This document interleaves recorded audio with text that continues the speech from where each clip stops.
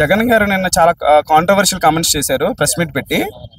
అంటే ఆయనది కాన్ఫిడెన్స్ అంటారా, ఓవర్ కాన్ఫిడెన్స్ అంటారా? ఎందుకంటే ఆయన గతంలో కూడా 175కి 175 అన్నారు, చివరి చూస్తే 11 పడిపోయారు.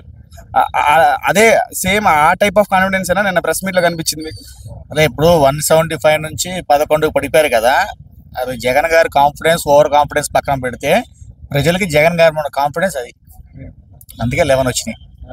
వాళ్ళు ఇంకా ఓవర్ కాన్ఫిడెన్స్ వస్తే 5 వస్తాయి. కాన్ఫిడెన్స్ చేస్తే 11 వచ్చినాయి, ఓవర్ కాన్ఫిడెన్స్ చేస్తే ఇలా 2.0 3.0 అంటే 5 కూడా రావు. అది నేను చెప్పలేదు. అంటే రెచ్చగొట్టే వ్యాఖ్యలు చేసినట్టుగా అనిపిస్తుందా? ఫస్ట్ ఏం చేస్తాము, ఏం చూపిస్తాము అని డైలాగుల కన్నా ముందు ఫస్ట్ వాళ్ళ పార్టీలో ఉన్న వాళ్ళు ఎవరైతే ఉన్నారో వేరే వాళ్ళని తిడడం మానేస్తే, ప్రజలకు మంచి చేసే పనిలో ఉంటే ఖచ్చితంగా డైవర్ట్ అయింది మైండ్ జనాలకి.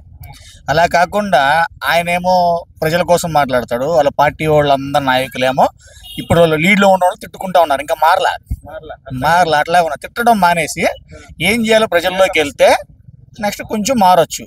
అంటే ఎవరిని మంచి చేసిన గుర్తుపెట్టుకుంటా, చెడు చేసిన గుర్తుపెట్టుకుంటా అంటే ఇవన్నీ ఎందుకు ఈ మాటలన్నీ?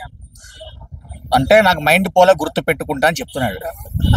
అది 2.0 వర్షన్ చూపిస్తున్నారంటే ఏంటి? ఆ 2.0 వర్షన్ ఏ రకంగా ఉండబోతుంది? యాక్చువల్గా రోబో మూవీ ఉంది కదా, ఫస్ట్ సినిమా సూపర్ హిట్ అయింది. 2.0 ఏమైంది? ఇది అంతే. ఫస్ట్ 5 years వాళ్ళది, దాన్ని అవతల పార్టీ వాళ్ళని తిట్టుకుంటూ కాకుండా ప్రజల్లో అన్ని చేసుకుంటూ వెళ్ళుంటే ఇప్పుడు కనీసం చాలా బాగుండేది. మనోళ్ళు ఏం చేశారంటే గెలిచిన తర్వాత రివెంజ్ తీసుకోవడం పనిలో పడ్డారు. ఇప్పుడు మళ్ళీ మేము రివెంజ్ తీసుకుంటాం అన్నట్టు తప్ప ఇంకా ఎవరి మీద ఏం మాటలు మాట్లాడో, ప్రజలే మాకు ముఖ్యం, వాళ్ళ గురించి పని చేస్తాను మాత్రం మాట్లాడారు. ఇప్పుడు కూడా అదే పనిలో ఉన్నారు వాళ్ళు. అది అంటే గతంలో నన్ను 16 నెలలు జైల్లో పెట్టారు, దొంగ కేసులు అవి పెట్టారు కాంగ్రెస్ ప్రభుత్వం, చంద్రబాబు నాయుడు ప్రభుత్వం.